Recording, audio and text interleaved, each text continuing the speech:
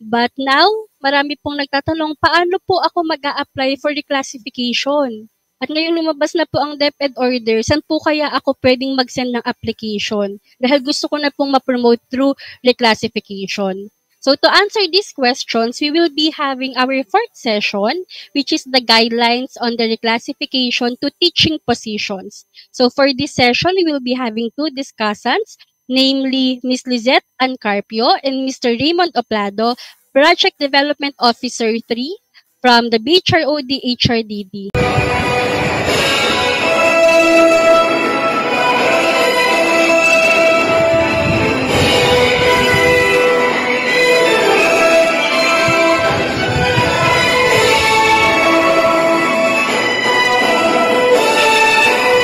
Welcome to the Learning and Development Channel, where you can learn, lead, and make a difference.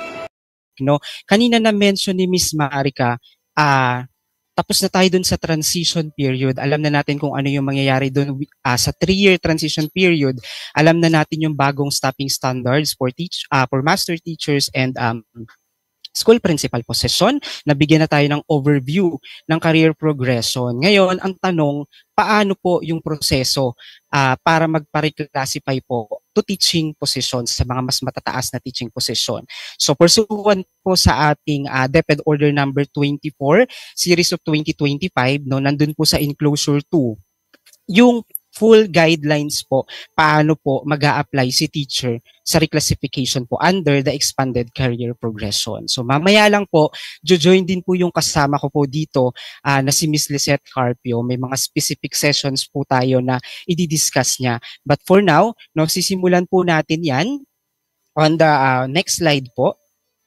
Ayan, sa call for application. As mentioned ni Ma'am Chanda kanina during the presentation ng kanyang overview, parang similar lang yung process nito doon sa DepEd Order number 20, Series of 2024, or yung guidelines po natin for higher teaching position. So dito po, sa reclassification ng teachers, magsisimula po yan sa call for application. So mag-i-issue si Schools Division's Office ng Official Memorandum calling the application for reclassification of teaching positions not later than June 30 of the current year.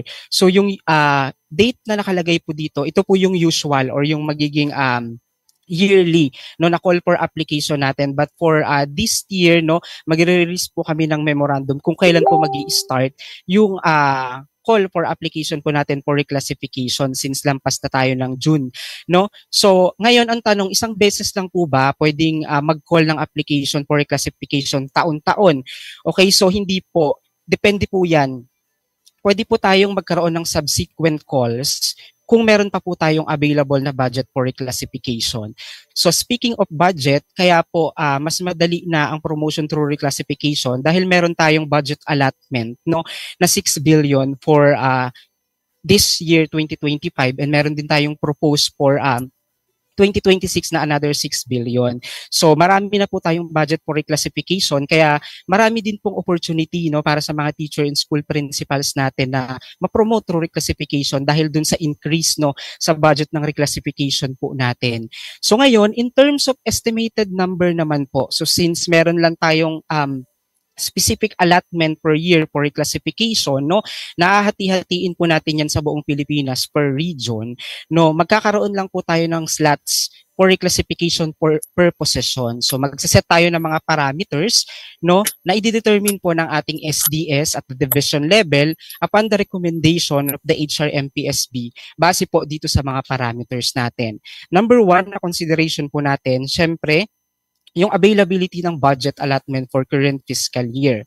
Pangalawa, syempre yung priority positions based on teacher needs analysis natin.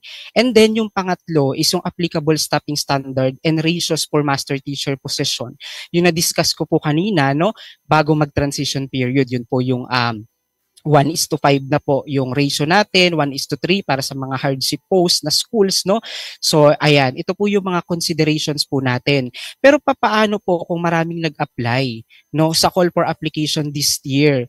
And then, naubos na yung ating budget. Ano po yung mangyayari dun sa mga hindi naabutan ng budget, meron po bang cut-off score, ano po yung mangyayari sa kanila. I-discuss po natin yan sa mga susunod na slides po natin, kaya antabayanan po ninyo yan. Okay, so sa next slide po, syempre after ng call for application, dapat magsasubmit tayo ng mga documents po sa division. So before, no, familiar tayong lahat sa ERF, no? Yun yung ginagamit natin sa reclassification ng teaching position. Under the new expanded career progression, no, lahat ng interested applicants for reclassification ay kailangan pong mag-submit ng reclassification form for teaching positions or yung RFTP po na tatawagin natin ngayon. So dati ERF, ngayon RFTP na po yung gagamitin natin. Nakapaloob po yan sa DepEd Order number 24 series of 2025 as Annex B1. So makikita nyo po yung form po na yan, and then isasubmit po ninyo yan sa ating division through the records unit on or before the deadline indicated po doon sa memorandum or call for application, no? Ano ba yung feature or yung content nito? Ibang-iba ba siya doon sa ERF, no?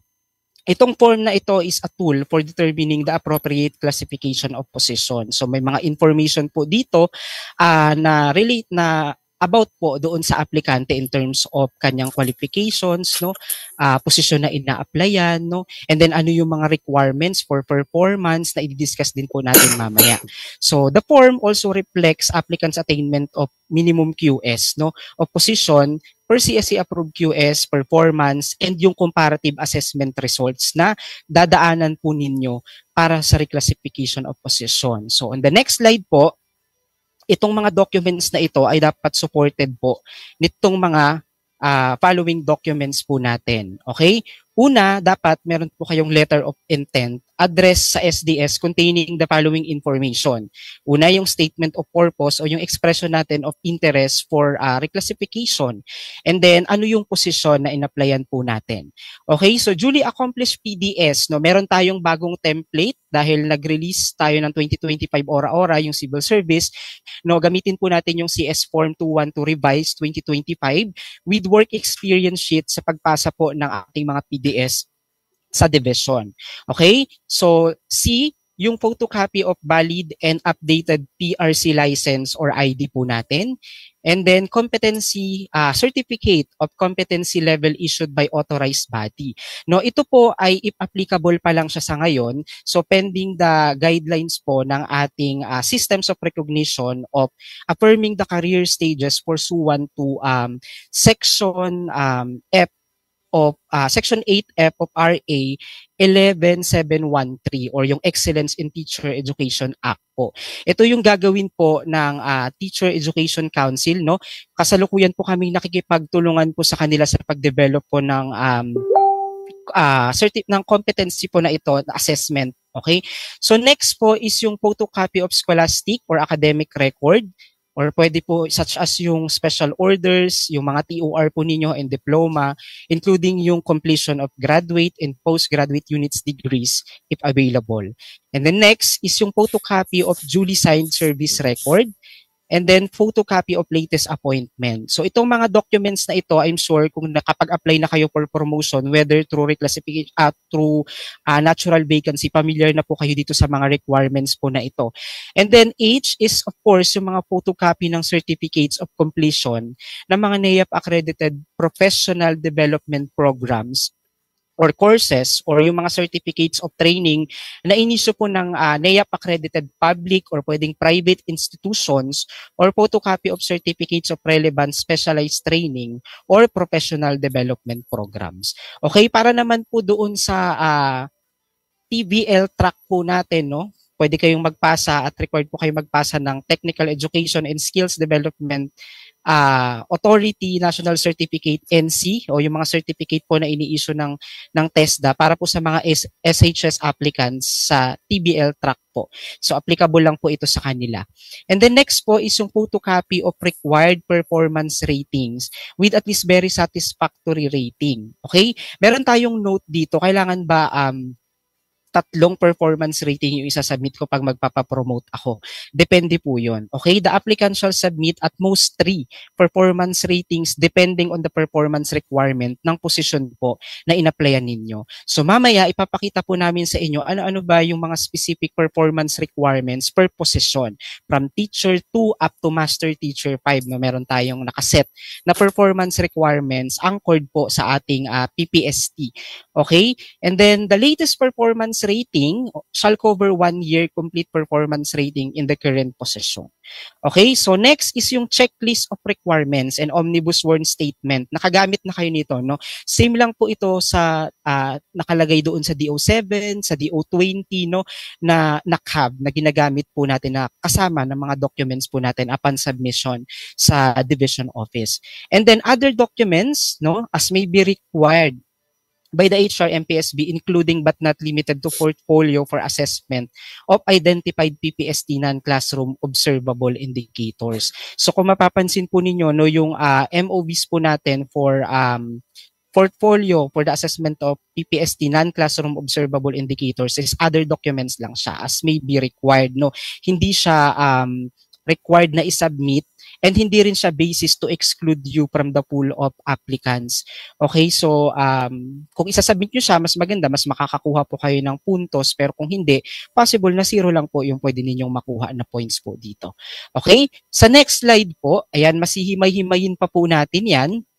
Ayan, ipapakita po namin sa inyo yung entire process po ng assessment sa reclassification of position. Okay? So, hindi lang po ito basis sana ng mga HRMOs and HRMPSB po natin and subcommittees, kundi ini-encourage din po natin yung mga teachers and school heads po natin, no, na alamin din po yung proseso, no, para guided po kayo kapag magpapapromote po kayo through reclassification. So, alam po ninyo yung mga proseso na dapat po ninyong daanan. Okay? So, syempre, magsisimula po tayo doon sa call for application, tapos na tayo doon sa submission ng mga documents na required for the position, and then we will start with the assessment or evaluation of qualification standards.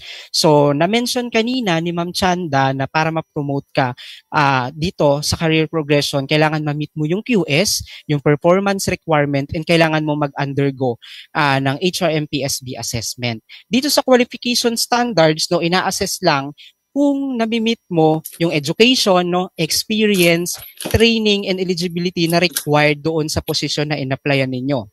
Then kung yes, kung nami-meet po ninyo ito, and then titignan din po natin kung nami-meet nyo rin yung performance requirement. Ano ba yung performance requirement na yun? Meron tayong nakaset per position na i-discuss po namin sa mga succeeding slides po. And then, kung ito ay nami-meet niya, no, QS and yung performance, mag-undergo siya ng comparative assessment.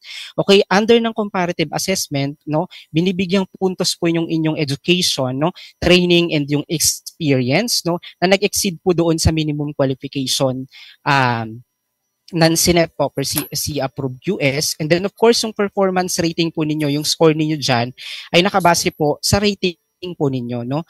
And then classroom observation, then kasama rin po siya. And then yung portfolio assessment, yung non-classroom observable indicators, ito po yung mag-annotate po kayo. And this also includes yung ating BEI. Okay, so sa next slide po, ipapakita natin paano ba ini-evaluate yung qualification standards na ninyo based doon sa CSC approved QS. Okay, dito po sa initial evaluation ng QS, tinitignan kung nami-meet nyo yung required na education requirement, experience, training, and eligibility. So recently, nag-release din po ang DepEd ng DepEd Order number 19, Series of 2025. Ito po yung amended qualification standards for teacher 1 to 3, okay, yung master teacher 1 to 4, and school principal 1 to 4 positions. This also includes yung mga newly created na positions po under ng career progression, which is yung teacher 4 to teacher 7, and yung master teacher 5 position. So, I think most of you nabasa naman na itong DepEd order na andito po yung mga specific o yung required na education experience, training, and eligibility. Each position po na minention ko po kanina. So, sa next slide, no, papasadahan po natin yung qualification standards po for Teacher 1 position up to Master Teacher 5 position. Ito po ay nakapaloob doon sa DepEd Order number 19, Series of 2025. So kung mapapansin po ninyo, may mga naka-red font po dyan. So yan po yung i-highlight natin. So ibig sabihin ng naka-red, habang tumataas po yung posisyon, no, tumataas din po yung requirement natin doon sa QS.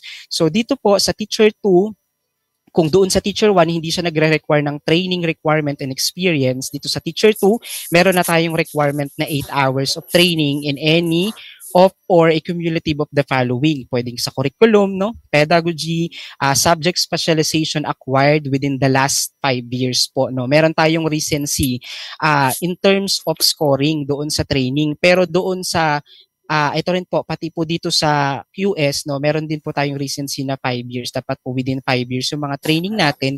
And then sa experience naman, nagdagdag na siya ng 1 year, no, since kung ikaw ay dating Teacher 1, probably nagkaroon ka na ng experience as teacher, no. And then sa Teacher 3, medyo tumaas din po, nag-increase yung requirement natin sa training, 16 hours. And then 2 years na yung requirement natin sa teaching experience. Okay? So sa next slide po natin, ito naman po yung para sa Teacher 4. No? Ito po yung mga bagong posisyon under ng career progression po natin. So dito, sa training, kung mapapansin nyo, nagre-require na siya ng 16 hours of training and any or cumulative pa din. Pareho lang din po ng curriculum, pedagogy, subject specialization. And then, or, naka-or na siya, completion of NEA prerequisite professional development program for career stage 2 or proficient teacher. No, kung matatandaan nyo kanina doon sa diniscuss ni Ma'am Chanda, ang teacher 4 to teacher 7 ay under ng career stage 2 or proficient po. So dito 3 years na yung requirement natin in terms of experience. So pagdating ng teacher 5, tumaas yung training requirement natin na 24 hours from 16 hours, no? And then same lang din po yung requirement natin for experience. 3 years lang din po, no? Pareho lang din po sa eligibility, okay? And then sa education. Okay? So next naman po, for teacher, teacher 6 and teacher 7 naman, tumaas yung requirement natin sa experience. So nire-require ng 4 years teaching experience. And then for teacher 7 naman, no, 32 hours na yung requirement ng training, pero same pa din yung requirement natin sa experience, which is 4 years teaching experience pa din. So ano pong napansin ninyo from teacher 1 to teacher 7 in terms of education, no? Pareho lang po siyang bachelor's degree in education or bachelor's degree in relevant subject or learning area with at least 18 professional units in education. So pareho lang po siya. Hindi pa po tayo nagre-require dito ng master's degree, no? So yung kung meron kayong units ng master's degree, mas advantage nyo lang siya with other applicants kasi mas mabibigyan kayo ng points dahil magi-exceed yun sa minimum requirement po natin. So, yan yung sa teacher 1 to teacher 7. And then, for master teacher 1, on the next slide po, 24 hours na po yung training requirement natin. Same din sa curriculum, pedagogy, subject, specialization, plus or yung end 8 hours of training in instructional supervision acquired within the last 5 years. Okay, so 5 years teaching experience din po ang requirement, pero yung completion of NEA prerequisite professional development program for career stage 3 na po yung nire-require since ang master teacher 1 and master teacher 2 natin ay under ng highly proficient or career stage 3 po. Okay, so dito, nagbago na po yung requirement naman natin for master teacher 2 sa experience. Kung mapapansin niyo dito lang siya gumalaw. Nadagdagan lang yung 5 years teaching experience ng 1 year relevant experience in instructional supervision and technical assistance to teachers. So since ikaw ay nag-master teacher 1 na, makaka-acquire ka na ng experience na related sa instructional supervision and technical assistance to teachers, no, in a form of coaching and mentoring. So next naman po, kung mapapansin niyo dito sa master teacher, nag-adjust din tayo ng qualification standard sa education, no? Naging master's degree na siya in education or educational leadership or educational management or relevant subject or learning area. So for Master Teacher 3 naman, kapansin-pansin na tumaas din po no, yung requirement natin for experience.